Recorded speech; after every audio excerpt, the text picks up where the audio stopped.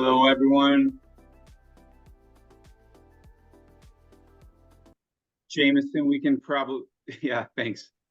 Music, man, that was awesome. The whole music is such a nice touch, though. I don't know, why would you turn it off? I know. Like we really up our game with that.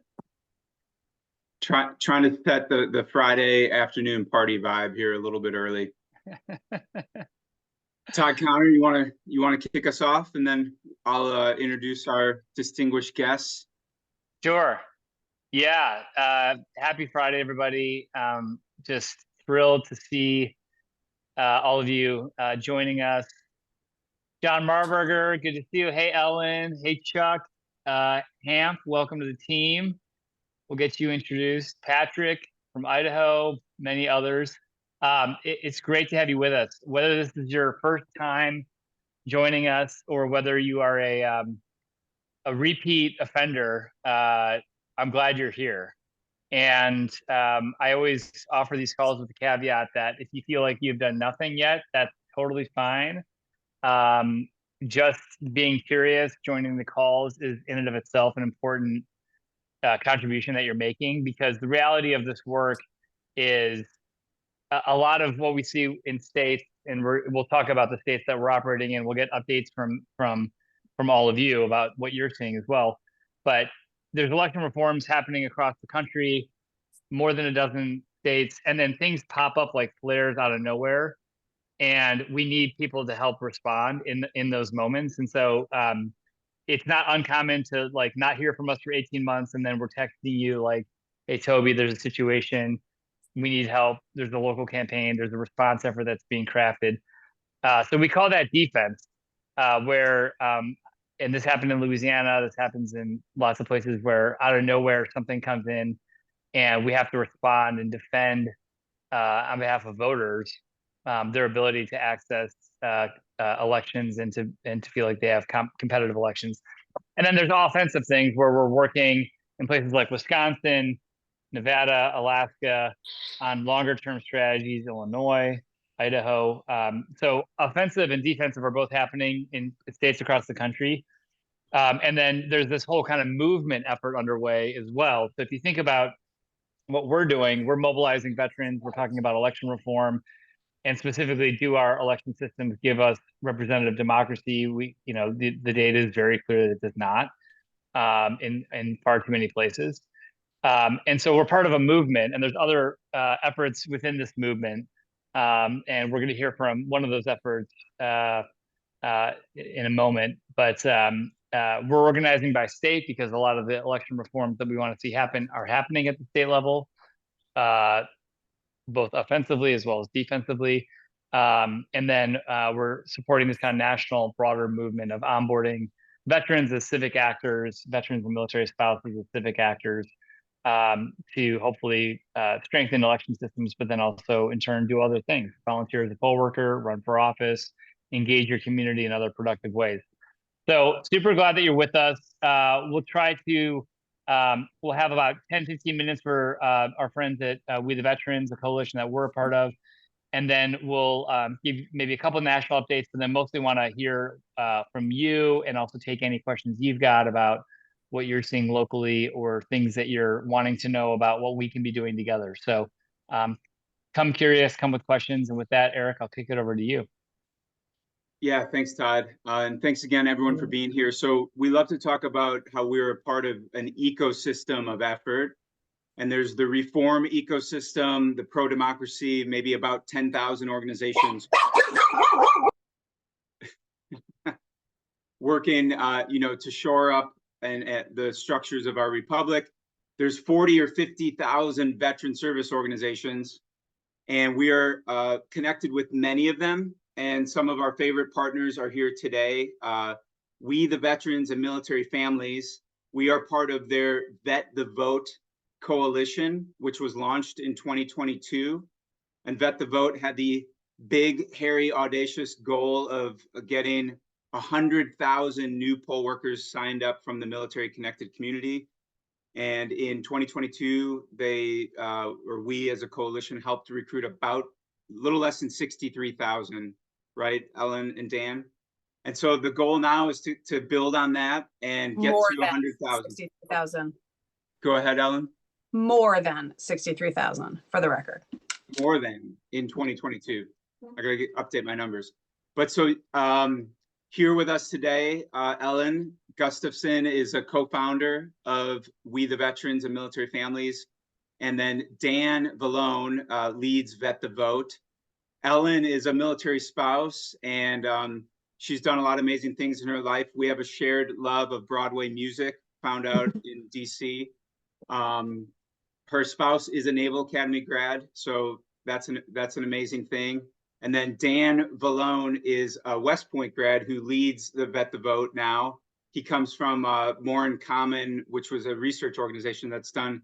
If you've never heard of More in Common or their Hidden Tribes report, go check it out. It's one of my favorite pieces of research to cite. So Ellen, Dan, thank you very much for being here to tell us a little bit more about Vet the Vote. Thank you. Thanks so much. I'm going to let Dan talk, but it's really awesome to be here. We are in friendly company with you all. Very passionate about our democracy, making it better, but also bringing some things back to common principles. And I think our community, the veteran military family community, has a absolute shared interest in many of these core principles, common principles. So I'm going to actually toss this over to Dan because I know he has prepared something for the meeting. Go for it, Dan. Great. All right. Yes. And echoing Ellen, super excited to be here. And, I'm going to give a very quick set of slides, but then eager to have any questions or discussion. And I should just note up front, Veterans for All Voters is part of the coalition, has been part of the coalition for a long time. So everything that I'm going to say about Vet the Vote, this is a we conversation because it's all of us doing this together, and excited to continue that in 2024. Great. So let's see. Can you all see the slideshow? Great. All right. So again, I think this context has come up in many settings, but America is facing both acute and long-term crisis in poll workers. The average, poll workers on a whole, this was before even the more recent crisis, were already aging out. There's a big demographic issue. COVID exacerbated that, and then of course polarization and some of the contentiousness around our elections has further pushed a lot of poll workers to stop signing up or to exit the profession or exit the volunteering space. And so in 2022, there was over 100,000 poll worker shortage. As Ellen noted up front, more than 63,000 veterans and military family members signed up through Vet the Vote in 2022 to be a poll worker. And you all were a big part of that, as were all of our coalition partners. And you can see here where people kind of signed up from across the country. But again, it was this enormous surge of volunteerism and service among the veteran military family community at a time when the country really needed it. So, over half of the national shortage, veterans and military family members came forward to sign up. And the reason why it was so successful, and again, you all were part of this, but we had a very strong coalition anchored by VSOs and MSOs from across the country, VSOs and MSOs that serve all veterans and military families. This was across generational, cross ideological, cross geographical. We had great partners like the NFL working with us as well, the VA who helped get the word out. So it's a very strong coalition. It was a strengths-based positive message. This was about harnessing what we know to be the incredible strengths of the Veteran Military Family Coalition to serve their communities once again, this time as poll workers. Very clear call to action: sign up, serve as a poll worker, help us to tell that story. And again, we brought in communities of veterans and military family members to do this. And it worked really well. And people who did it, and I saw one person drop into the chat that they are a part of this. They had a very good experience. You can see here, over 90% said they would serve again, recommend, they spoke about it with others in their community. People really, and so that was a positive experience. And it also had the net effect of increasing trust, both among those who served as poll workers, but we're also very confident that it had that effect just among Americans who learned about the fact that so many poll workers are and were veterans and military family members. The More in Common, we did a survey in 2022 on this, and 1 in 3 Americans said it would increase their confidence knowing that a veteran was a poll worker. So this is a really important effort on that broader kind of narrative challenge that Todd alluded to in the beginning. And you can see what this looks like when we're working with our great partners at the NFL, trying to get the word out, spread the message. And so the goal this year is, 100,000 is the goal. And we want to reach, tens of millions of Americans with these stories. And so, it's an ambitious goal, but I think very reachable because of the great partners that we have. And we've already kicked it off. We launched it at the Super Bowl this year. Had some great promotional work being done there. And you can see here, we break that down into kind of like 3 discrete lines of effort. We want to inform veterans and military families about kind of elections and democracy. We want to recruit. And then we want to spread the word. So we want to make sure that folks both within our community and Americans more generally know about this and know that veterans and military family members are serving actively as poll workers. And so how do we do this? We do this through events. We help get veterans and military family members in to connect with the local elections teams where they can get private briefings, where they can get questions answered, where they can kind of see for themselves what the process looks like. We do this through storytelling, so we're constantly active on social media and through a variety of channels trying to lift this up. We did an op-ed with a state senator in West Virginia, for example, just a few weeks ago, trying to tell the story about veterans serving as poll workers. We're going to be out in Las Vegas next week for an event, and we're including an op-ed with the Secretary of State making this call to action to veterans and military family members across the state. And we work through our coalition, right? And so this is where I'll just kind of wrap here, but we very much depend on everybody in our network to spread it, to sign up as poll workers themselves in their communities, to spread the word, to share our content across social media channels, to put out calls to action to your CRM networks, and to just get the word out as much as possible, and then to help attend and support events. So as I mentioned, we'll be out in Las Vegas next Friday. We're going to do an event with the Secretary of State in Clark, and then have the Clark County elections team give a private briefing. We're going to be down in Charleston, South Carolina in May. I was just on a call today with the Montana Secretary of State's office. And so we're setting up events in Georgia, Arizona, Montana, New Hampshire, Los Angeles, and we have connections in Virginia, Maryland, kind of basically everywhere, as many as possible. And so whenever we have these events, we'd love to be able to attend. I don't know why Zoom just gave me a down. It should be an up thumbs. Here we go, Zoom, make that, there we go. All right, so we're going to have events across the country, and we really need our coalition members to be there, to be spreading the word. We love to have people showing up and helping to make those events successful. So, very clear call to action for anybody here is sign up, spread the word, and attend and support events, and help us create new events. I think that's all I had. Ellen, I want to check in, see if you wanted to add anything more or close us out. No, let's open for questions. Great. All right, I'll stop sharing. Awesome. Thank you so much, Dan. And thanks, Ellen. So Dan, if people want to get involved with your events in those states, they should go ahead and email you. Email me. Yep. Email Dan directly.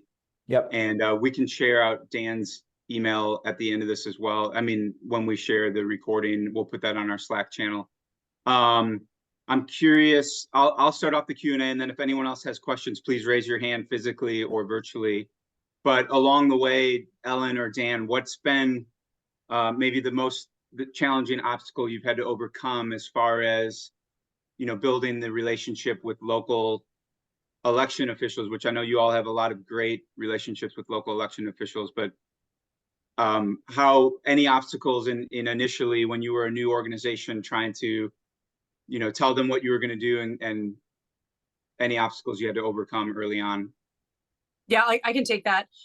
So what the greatest thing about being connected to the veteran and military family community is that a lot of people think we're a bunch of whack job right wingers, and a lot of people think we're a bunch of woke left wingers. And that is a total win in America today. So I can tell you from talking to election officials around the country, some of them come in with a preconceived notion in one way, and some of them come in with a preconceived notion another way. And we're like, yes, both. We are totally crazy in both ways, or also we're not. So that was our biggest barrier, which is actually, I'm reiterating, it was great. And so we got crazy emails from people from all sides, which means we're winning and means we're talking to a broad swath of America, which is exactly who we need to be talking to. And the fact that people have these radically different misconceptions also means that our community really does have a wide span of opinions. And even though we are universally a trusted group of Americans, people come, to any of these conversations with their own prejudices. So we think that's great. And we think that is an opportunity for us as a community to speak with a really far-reaching voice, and remind Americans, actually, the vast majority of us are independents, and that we're not crazy in either direction. Ellen, two questions, maybe, I don't know if it's for you, Ellen, or for Dan, but one is just tactically, how does it work? Is the Vet the Vote, I should actually know, like, is it a brand campaign, or how do you actually go through the process of signing up? Is it a redirect to the county website? So all of this stuff is totally localized, which is why it's so ridiculous in America that we have, this poll worker crisis, when really it's like many mini poll worker crises. And so yeah, Vet the Vote is a portal. And we use the very simple, zip code, technology to move you from, putting your information into us, and then we get you out to your local jurisdiction. The reason we wanted to capture those people is that we want to be able to speak to this community in a more frequent voice. Obviously, local jurisdictions, even if they have people's information, have a really hard time getting very tactically to the best quality people that can show up. And what we have heard directly from election officials is that the information we have, like literally the spreadsheet that we have with people's zip codes in any specific jurisdiction, is the most efficient way to reach needed poll workers in a moment of crisis. So we've heard from Florida, Fulton County, they had a redo, an election, follow-on election. The only people they needed to email were the people from our list, because once they emailed that list, those folks showed up, they were ready, they were trained, and they were there. And so we're also kind of, trying to tell these local officials, yes, we're getting them right to you, but also we're keeping the people who are on our own veteran and military family list. And by the way, they're probably the best volunteers you're going to have. Yeah. No, that's great. That answers it for me. On that, Todd, too.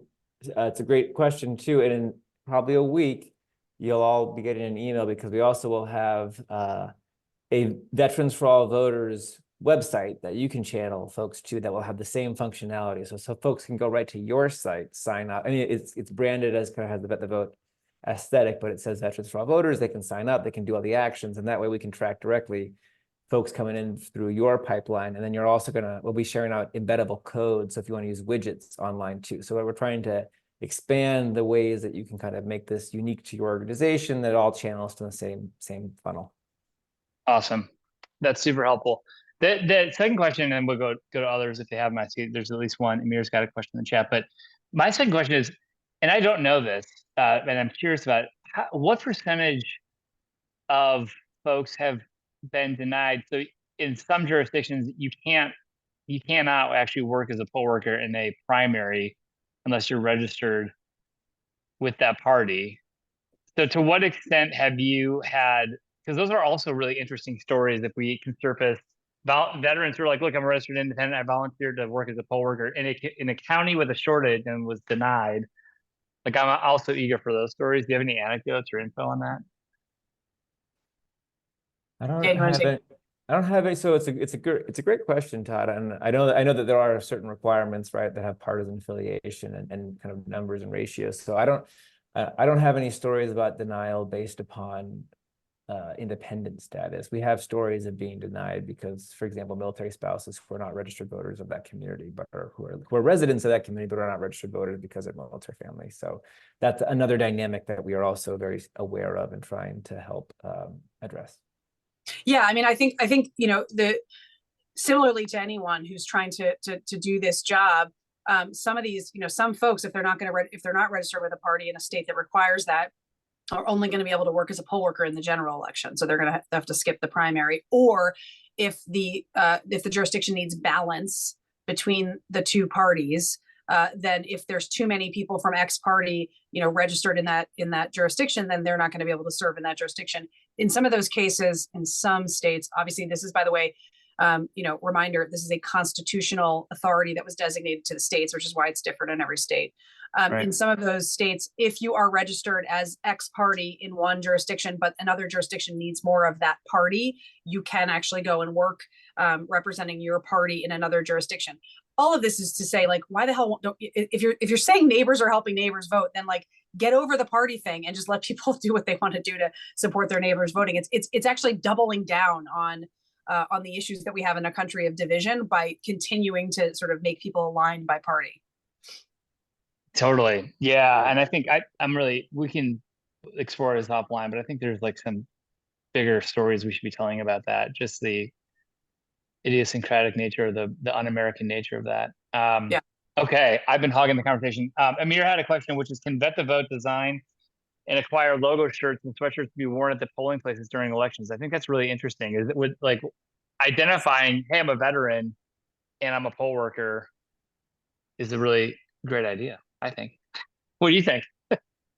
We have them. In the chat. There you go. Yep. Yeah, we have them. Also, we have checked with a lot of people. Also, we're very much in the vein of ask forgiveness, not permission. But we know that you cannot wear, you know, politically identifying gear. Fine. Vet the Vote is not a politically identifying thing. It's like not at all. But you can definitely wear your military insignia if you are a poll worker. And we believe that is actually really powerful, because we've heard from a lot of folks that along with wearing a Vet the Vote t-shirt or hat, if you also have military insignia that indicates when and where you served, a lot of people love that. And it's a great, you know, conversation starter. That's a great call. And I have a Vet the Vote t-shirt I wear. And to Ellen's point earlier about veterans being a cross section of America, I was wearing my shirt in Southern Florida. Someone saw it and said, hell yeah, we need to vet the vote. And I was wearing it in urban, you know, St. Louis, and someone was like, yeah, veterans voting, that's great. I support veterans voting. So yeah. The double different. entendre lives. The double entendre lives. That makes me so happy. Yes. So yeah, Todd, go ahead. Sorry. No, just other questions for Ellen and Dan.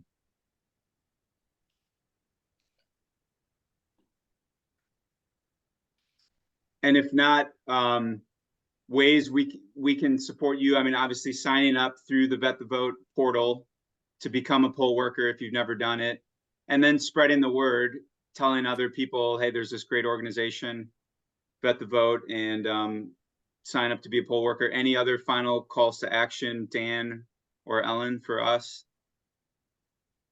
No, yeah, we'll have PDFs going out with all the event details, and we have social media thing as well to just help make that easier. But no.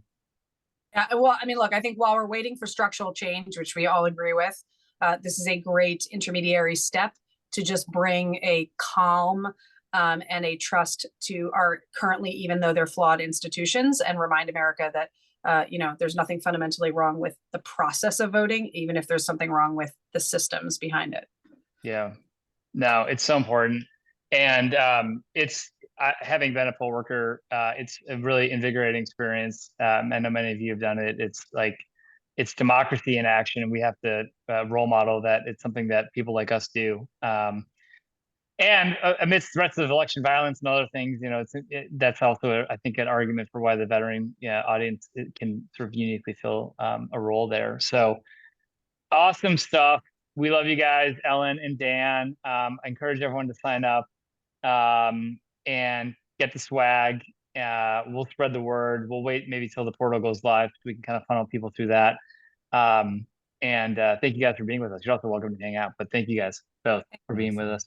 Thank you all. So great. Right. Awesome. Thanks, Dan. Thanks, Alan. Okay. That was great. We have, I'm going to flash something for, I'm probably begging for a disaster here, but I'm going to try to share my screen and show you a recently refreshed overview deck. Eric, do you mind if I just rip through this for our friends here? Sure, no. Go ahead. Okay. Let me share screen. I want you guys to know this is 2 weeks old. This is sort of our current national, this is the story that we go to market with. So this is our overview deck. It lives at /overview. Everyone's seeing my screen. Okay. So you can pull up this PowerPoint. It's not a PowerPoint, it's a Canva document. It lives online, so that way we can make live updates on it. If you go to veteransforallvoters.org/overview, you have this available. So if you're sitting there and talking to someone and they express interest in what you're volunteering with, you can be like, hey, let me explain to you more. And the beauty of Canva is you just pull it up on a laptop. So you don't have to have this long URL that you're seeing here. If you just go to veteransforallvoters.org/overview, you have this available. You also have /messaging available, which is how our national messaging guide. You also have /volunteer, which is how anyone that expresses interest in joining can volunteer. It takes 5 minutes. You all have been through that process. You also have /donate. So we've tried to really think about our link architecture. Jameson's done a phenomenal job just kind of organizing our assets to make it all very plug and play for you.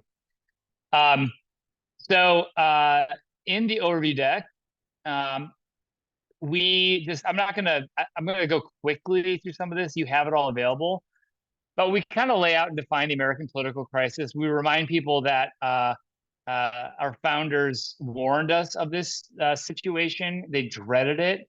Our first and only political party unregistered member, non-affiliated, was George Washington. And our first and only really third-party candidate, minor party candidate to emerge and win is Abraham Lincoln. So interesting historical facts. I'm going to plug a book called The Lincoln Miracle by Edward Acorn. It's about the 1860 nominating convention of Abraham Lincoln, when Senator Stewart from New York thought he had it in the bag, and then a lonely country lawyer from Illinois emerged in what ultimately was a ranked choice voting election. If you actually want to get mechanical on this, it's a great book, The Lincoln Miracle. Highly recommend it. It's 400 pages, very dramatic, about what conventions used to be. And it's a contrast to the presidential conventions that we're about to host, one in Chicago here and one in Milwaukee, in which they will have none of the traditional nature of what a convention is supposed to be. A convention is supposed to be where you set the platform for the party and then you choose your candidate. Those things are entirely absent from modern political conventions. They're just performances, essentially. Okay, so we've been warned. We have some data about Americans and their desperate desire for reform, some fresh data that we've pulled from Pew and the Economist Intelligence Unit. The United States is ranked 29th as a flawed democracy. None of this is terribly surprising, but the numbers continue to get worse. We have them here. The polarization trend in Congress is not normal. It's not self-sorting.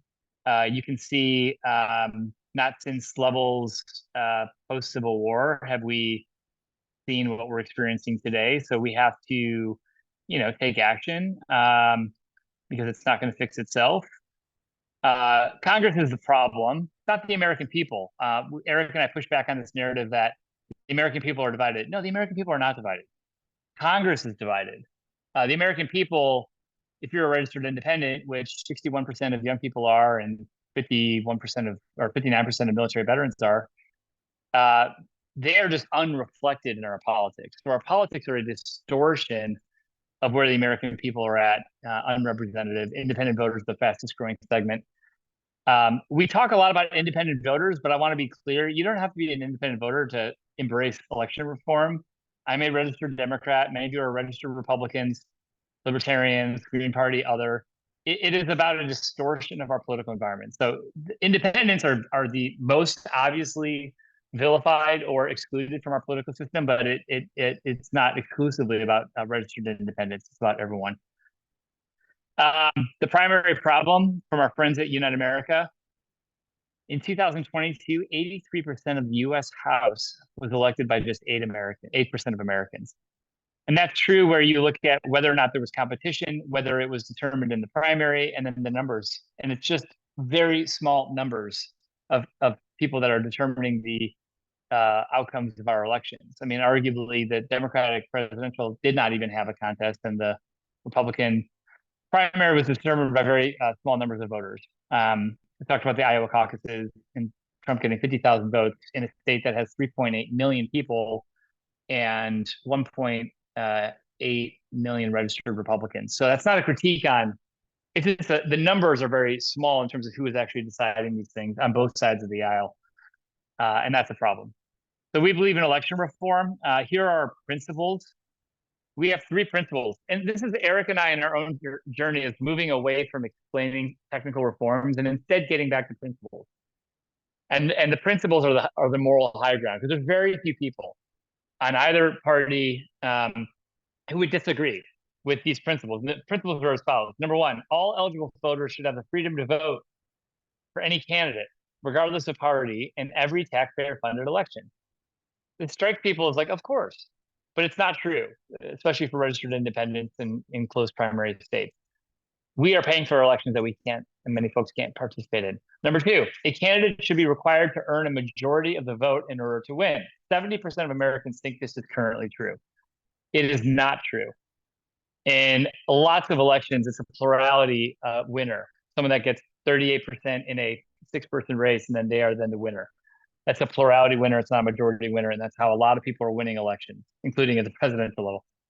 And number three, voters should have real choices, and elected officials should face real competition.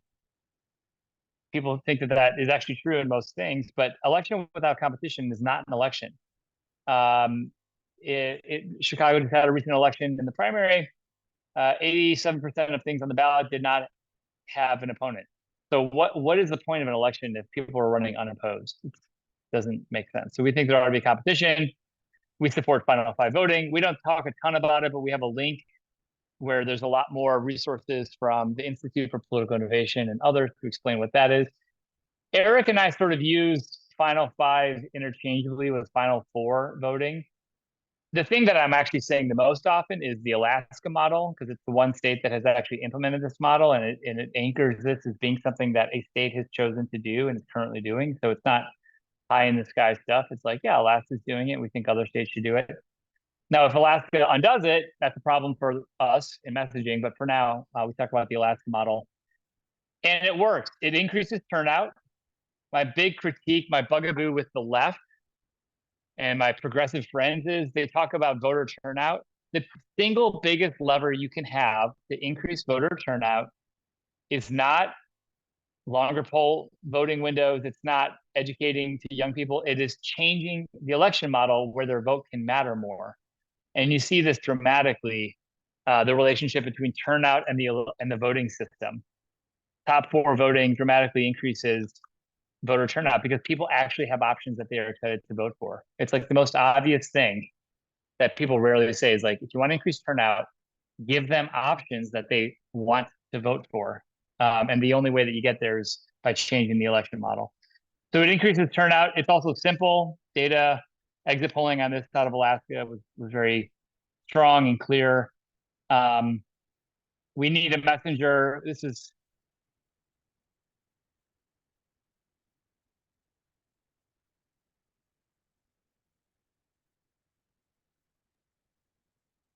Can't hear. that's our friend Mike Escobar. I don't know if Mike's on the call, but little moments like that we can help facilitate are hugely valuable for state campaigns. We plan to do more of them. Americans trust veterans, some impact on that. Some of our stats, we've got 48 states represented by 330 volunteers, events, other things that we're trying to do. And then our digital footprint, which we're really proud of, some of the all hands calls like this one, things that we're doing, our swag store /shop, our educational series. So we're trying to have a big footprint out there. And then I'll be quick on these last couple, but you know, our value proposition is twofold. Number one, are we helpful to state-based campaigns? So I want you to look at this map, figure out where you live, and if you're not already plugged in with your state-based reform campaign, we would encourage you to do that. If you live in Texas, get involved with Ranked Choice Voting Texas. If you live in Oklahoma, get involved with Oklahoma United. That's really a big part of this. Like, we want to be veterans embedded within the state campaigns, and that those state campaigns say back to us, it's really helpful to have Veterans for All voters involved with us, which they always do. They're always super grateful for what you all are doing. And then we want to validate that we are in fact valuable for you all. You should feel like I'm glad I'm a part of this, and I'm able to do things I wouldn't otherwise be able to do. So we think that's really important. Okay, this is the money slide that I've been building up to. This is really top line, like what does success look like? We want to see Final Five voting in 5 states by 2026. And I think there's a lot of opportunities around that. We have to defend Alaska, which is the one state that currently has this. We had a call this morning with the campaign lead there. We're feeling optimistic. The opposition campaign is just sort of descended into chaos, and it's all those things. So we feel good about Alaska, but we have work to do to defend it. Louisiana had a new governor come in kind of in a firebrand way to try to close the primaries. Republican governor, but had big Republican opposition, so they kind of calmed it down. Still did make some changes, but not as bad as it was going to be. But we have to keep an eye on Louisiana. And then Arizona, we've got some defensive work to do as well. Offensive, there's opportunities in Nevada, Colorado, Montana, Idaho, South Dakota, Arizona, Wisconsin, and New York. And we're involved in all those places to varying extent. I think it's important that we implement these reforms in blue states so that this doesn't be perceived as a anti conservative thing. It's not. They're just mechanical changes that will have implications wherever they are implemented. So we are very tuned in and have actually paid leaders in New York. I think I saw Chris Castor on the call. We might go to you for an update on New York. But we think it's really important that this happens everywhere, and that there's a balance in this happening in red states and blue states. And then there's some opportunities on the horizon as well. So this is kind of the map that we think about. It's not to say if you don't live in one of these places that your work doesn't matter, but this is where national funders have aligned with state-based organizations that are very strong, where we think no kidding, there's legislative efforts underway, there's a ballot initiative, there's something happening in the next cycle that we think has a chance of being successful. So that's I'll maybe stop share there, but that's kind of where we're at. Sorry, I've been talking a lot. I wanted to give you the primer. Again, I give you that because it's the deck that you all have available for yourself. Just veteransforallvoters.org/overview. Feel empowered to take that URL and go give this presentation. We have other resources we can give you as well. So I'll pause there. Any questions about the state kind of overview, and then otherwise we'll open up for dialogue.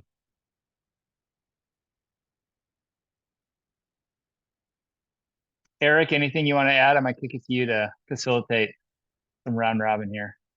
No, yeah, that was great, Todd. Thanks, and everyone, please, use the overview deck, bookmark it, and save it and bookmark it. And if you ever have an opportunity to share our presentation with a local veterans group, a local chamber, an education group, and you need some help practicing or need a thought partner, just reach out to me. Happy to be your audience of one. But yeah, I thought we could go around and maybe have some of the first timers, some of our new state leaders. I see a lot of new faces on here. Maybe introduce yourself, where you're calling in from, where you served, and why you joined Veterans for All Voters. I'm always hesitant to put people on the spot, but Donna in Arizona, Donna Davis, who's working with Voter Choice Arizona. If you want to introduce yourself, and we're grateful to have you here. Well, I'm grateful to be here as well. I am Donna Davis. I'm a military spouse. My husband served 23 years in the Air Force. He's retired now. And I got really upset with the last election in 2016. I got really upset and finally reached out to an editorial writer for our newspaper to say, what can we do? And he said, there are some initiatives starting. And so I recently joined the executive team at Voter Choice Arizona. And I would love, who can I reach out to, Eric, to connect with some of the veterans that might be working in this initiative that are in Arizona, so that we can work together because we have major legislation that we have to defeat that is working to outlaw ranked choice voting. And so we're trying to do that. We have an open primaries ballot initiative that's going to be on the ballot this year. And then our ranked choice effort will probably be in 2 years. So we are desperately looking for help and would love to interact with the veterans that we can find here in Arizona. And I know there must be lots of them.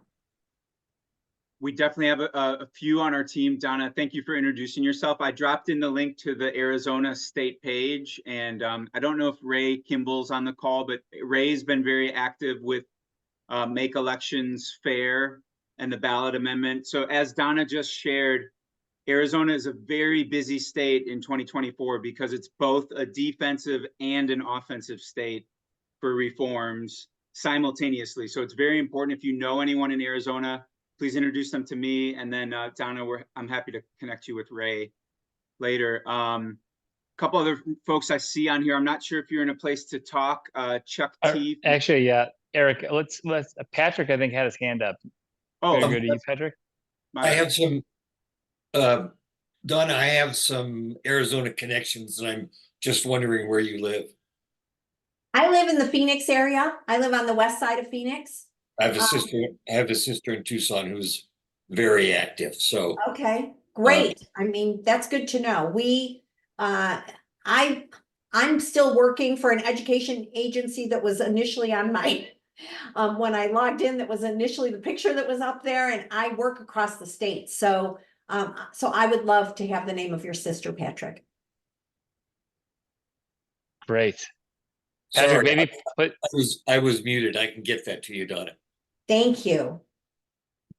Perfect. That's great, you guys. Then that's obviously the purpose of the call. I want to, Hamp, can I call on you? Are you able to come on camera? And I'm committing a cardinal sin here, but I'd love for you to introduce yourself, Hamp. Oh yes, I'm driving, so I'm gonna pull over here and then I'll come on camera in a second. Sure. Yeah, so I'm really excited to be joining the team. I'm currently active duty Air Force, so I've been in the Air Force for 29 years, and I'm parking now.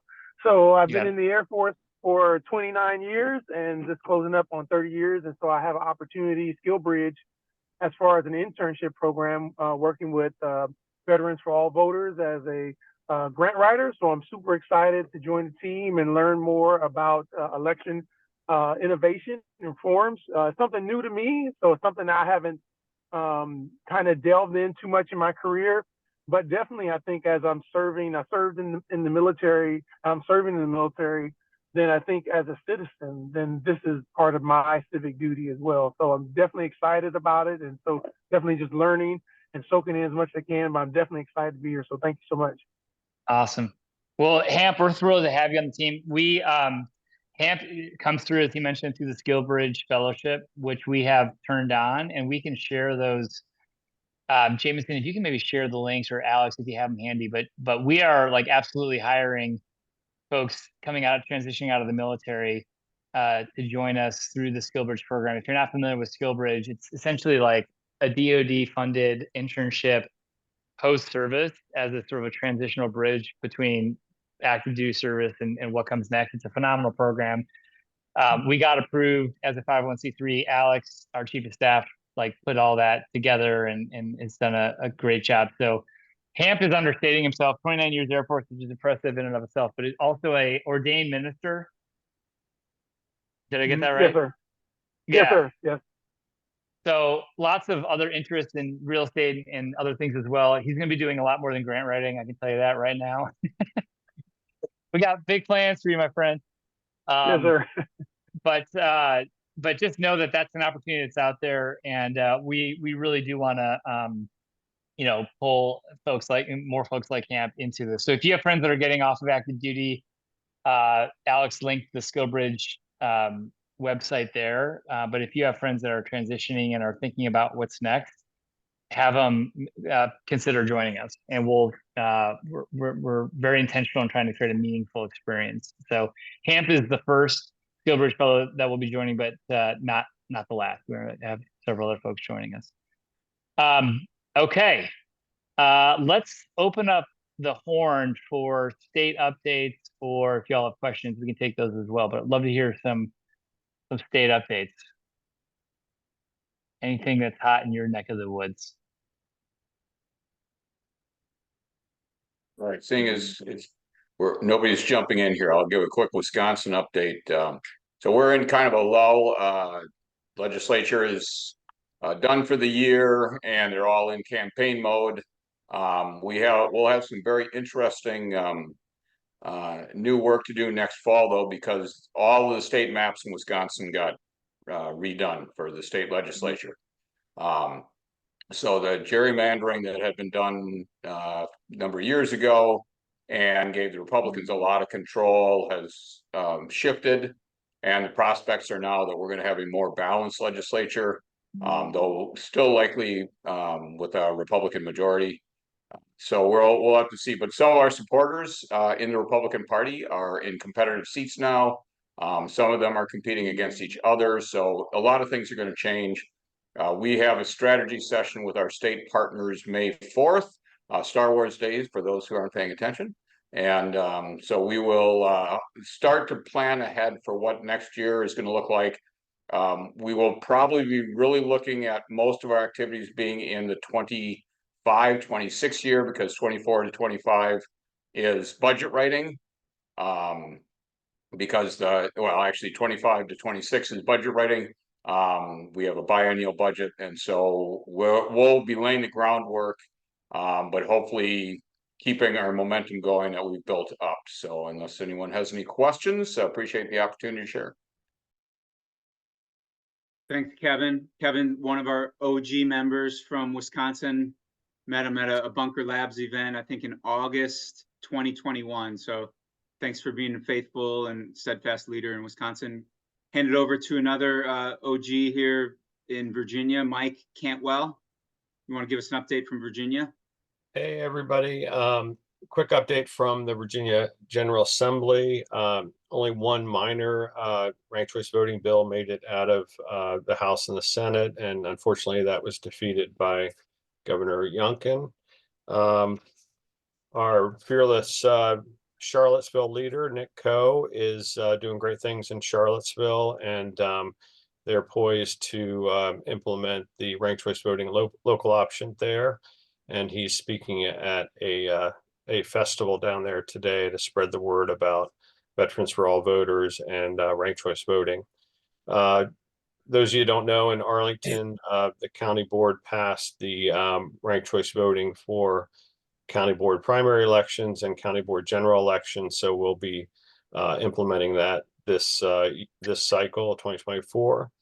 And our partners over at the Forward Party, we're looking for candidates in Virginia to run for local office in 2024, and then 2025, maybe some state delegates, state senators, and then maybe in 2026, something bigger than that. But as many of you have seen me say before, start local and scale. So that's what we're looking for. But if you know anybody that lives in Northern Virginia who is thinking about running for local office, have them contact me, and we'll try to get them excited about the Forward Party. Awesome. Thanks, Mike. And this might be a good time to segue over to Alex, our Chief of Staff, who's going to be leading the charge on an event in DC on Saturday. Alex, if you want to, I don't know if you're in a spot to share a little bit more about that event. Yeah, absolutely. So 427 next Saturday, we're doing a signature and sip event. So DC Yes on 83 campaign is in signature gathering mode, and that's really the focus right now. They're doing weekly get-togethers on Saturdays from 1 to 4 p.m. here in DC in a different area of the city every Saturday to collect signatures. We are, as Eric alluded to, gathering a group of veterans, and hopefully a larger group than we have a few that have RSVP. We'd love to get more people involved, but on next Saturday, we're going to find a location, probably in Ward 2, which is the northwest part of DC, and signature gather for a few hours from 1 to 4, and then have a happy hour after, and kind of make it an event and a little bit of a team bonding thing. If you are willing and able to participate, there's an RSVP link that Eric just put in the chat, so please hit that. Also, you have to get circulator training by the DC campaign to be able to do this. Now, I have the training. I can certify people's signatures as we collect them, but everyone has to go through the training as well. I can put a link directly in 1 second. I'll put a link in the chat that will take you to the training. This link will show every week they have new training dates. So if you check it, They'll show the training dates for the week. You can sign up. It's a 90-minute Zoom. It's really easy. And then you can collect signatures. So again, Eric put the RSVP in the chat. Please, if you're in the area, you don't have to be a DC local. There's a small process for non-locals to go through, but it's very easy and it's in the training. So please RSVP, come help us out, and we'll have a happy hour after, and I will put the training link in 1 second. Thanks. All right, awesome. Thanks, Alex. And then next, let's go to our Veterans for New York Voters Task Force leader. I think I may have said this last time, Chris. He serves in a local office, and he was the nominee for both the Republican and the Democratic Party, which I find amazing. But yeah, Chris, any update for us from New York? Sure. Thanks, Eric. Actually, I've been in the middle of dealing with my elected position just now. We have to execute a contract here shortly. But I just want to add on to something Mike Cantwell just said about going local and scale. So we're partnered with Unite New York, and I'm now attending their bi-weekly meetings as kind of part of that team, which is exactly what Eric and Todd are. That's their intent, that we're embedded with these organizations. And they actually reported something last week, actually earlier this week, about Ithaca, New York, where they're looks like they're moving forward with ranked choice voting in open primaries. At least there's a solid discussion about that, and that's pretty significant. Smaller urban area, but if they're going to move forward with this, that's kind of the foothold. And so I've been attending those weekly meetings. We're kind of just jump-starting the group, the New York veteran voters. We had a meeting with them on Monday, and one of the things that I asked them to do, and I'll ask all of you because it'll help with their metrics, but Unite New York is just, they have really easy wins. They want to increase their Facebook followers. So even though most of you aren't in New York, if you can go on Facebook and find Unite New York and follow them, they'd really appreciate that. And they only have 300 and some followers. And if this group added to that, that would show a significant bump. And it'd be very helpful, I think. So I don't actually go on Facebook that much, but as soon as I do, I'm going to go follow them, which will hopefully be today or tomorrow. So thanks, everybody. Happy to answer any questions. Thanks, Chris. Thanks for your local service and for your service with us. So let's go. I'm going to go to Tom Wiesen in Minnesota, and then we'll go to Patrick in Idaho for probably closing us out with an update in Idaho. Tom's newer to us in Minnesota, but he's been active with other reform organizations for a long time. So Tom, a quick update from Minnesota. Sure. The big dogs here for reform are Fair Vote Minnesota and Minnesota Clean Elections. And they've been working really hard to get ranked choice voting passed here in Minnesota. In Minnesota, they've got two different types of cities, chartered cities and non-chartered cities. Chartered cities are allowed to do elections their own way, and we've got about 4 or 5 that are using ranked choice voting at the city level. The bill currently going through, and it just got added to an omnibus bill that's going to go to the floor, will allow any municipality and any school district, counties to allow them to use ranked choice voting. So it'll kind of open the doors for that in Minnesota. So we're hoping that that's going to get passed. Once that gets passed, then we'll have our work cut out for us, going to all the different local counties and cities and trying to get them to start using that, with the idea that once there's enough mass adoption statewide, that it'll become a statewide initiative. Awesome. Yeah, thanks, Tom. And that speaks to how the strategy in every state is different. Every state is unique, and what's possible and what's powerful and achievable in each state is unique. But we really rely on in-state leaders and in-state reform partners to lead the way. And so Patrick in Idaho, Veterans for Idaho Voters, which just done a fantastic job building huge momentum for the Alaska election model to come to Idaho, and love to hear an update from you. Yeah. I had to make sure I was not muted. I'm going to give a quick update because we may make a presentation to this group next month. I asked Eric if we could do that, because by then our initiative will have qualified, we hope. The deadline is the 30th. And we have a big dog here, and it's called Reclaim Idaho. They have been successful in getting at least 3 initiatives, not only on the ballot, but passed. And so they are the primary signature collector. They are very close as of just a little while ago, maybe, the 15th of April. The target is 84,500 votes. The minimum, the threshold is 63,000. Their invalidity rate was much lower than it has been in the past. And so we're still pushing to get signatures because we have a overall requirement. Then we have to have 6% of the voters in 18 out of 35 legislative districts. So they're very close, or we are very close. And next month, if we can work it out, we'd like to give you a full report of where we are and where we're headed. Absolutely, that's great. Thanks, Eric. Thanks, Todd. Yeah, thank you, Patrick.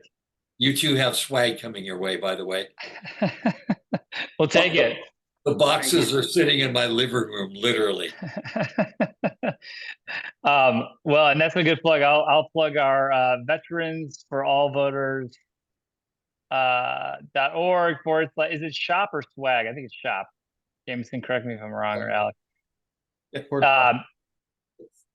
So if you go there and you plug in volunteer 50, you can get a discount, basically everything that we have at cost. So definitely get yourself some Veterans for All Voters swag. I think, I've built a career on a good idea at the right time and then swag. So this is just another adventure in that way, but I'm super grateful for everyone for joining. I know you're all, figuring out from your corner of the world how to have an impact. If we can help you figure that out, we're here for that. I mean, we tell everyone, get smart on the reforms themselves, step out into this conversation in whatever way feels appropriate, join your state-based partner, and then lean on this community for support. But if you look at the history of movements in this country, they seem impossible until it happens somewhere, and then it seems inevitable that it's going to happen everywhere. And if you look at gay marriage or cannabis or abortion of rights in either direction, these things seem hard, and then they happen, and then there's a trigger event, and then all of a sudden it's popularized as a movement. And I think we hope it's our strategy that we can facilitate that movement around election reform. We got direct primaries a few decades ago because voters demanded to get rid of the smoke-filled rooms, and power encroaches, it creeps up like ivy on a wall. It takes root, and then you got to strip it all down. And we're just in the season where political power has taken over, and the citizens have to take it back. And there's a right way to do that, and there's a wrong way to do that. And our hope is to facilitate a constructive way to do that, which is through election reform, because the unconstructive ways resort to political violence and things that we don't want in this country. So you're doing work in service of history. It's work that will be little noticed until it all of a sudden seems pervasive. And in 10 years, when we've restabilized this country, people will wonder, how do we do that? And you'll have a clear answer, which is it was actually some of this wonky election reform stuff back then that got us to, I think, a future that involves multi-party democracy, stabilized policymaking, and frankly, a political industrial complex that no longer seems relevant. We won't have to be obsessed with political news because most elections will be choices among women and men that seem reasonable, where we feel like every next election does not need to feel like an existential threat. We've sort of assumed that that's got a permanent feature of American politics. It should not at all be like that. We shouldn't even know who some of these Congress people are. We should get back to living our lives, which is actually the end state that we hope for, and that we put ourselves out of business, that organizations like this don't even need to exist in 20 years. So you're on the right side of history, I believe. That's why we're here. Super grateful for all of you. Don't hesitate to reach out to Eric, or if we can be helpful in any kind of way, please just pick up the phone or email us. And with that, Eric, I'll give you, my friend, my founder, my brother, the final word. I've got a quick question for either or both of you. Do you have a war room? What are we talking about here, Patrick? In It's a- Idaho, that means something different than in Chicago. So tell me It's what a- you're thinking. No, it's a serious question in that we're forming a small group and I'm part of it for Oppo research because we're going to get attacked from every possible direction. So I'm wondering if you have a similar operation that you might be able to assist us when these issues arise. Now, some of them will be local, but some of them will be more generic. 100%. Let's take that for action. The answer is not enough of a good one yet. So we do owe that because, and we think about it as being state-based because you guys are in the thick of it. And I know Pat Achilles is taking shots. And in Alaska, it got very spicy when Eric and I went up there. And so it absolutely, and some of you that are on the front lines and giving presentations and trying to persuade folks, it's an absolutely fair, it's a critical need actually that we are prepared for what comes at us. Because when you come at politicians or people that have accrued power through minority rule, they are very sensitive to losing that. Absolutely. It feels like we do this work because we think it's the right thing for democracy. Other people, it's a blood sport. And their livelihood depends on it. So we can expect a disproportionate response to your point, Patrick. So we don't really have one today, but we need to have an answer for you in the months to come, coming into the election cycle. Thanks. Sorry Yeah. to take up the extra time. No, That's right. Great question. So with us being 2 minutes over the hour, I want to respect everyone's time. So thank you for being here. Thank you for building this movement, this mission with us.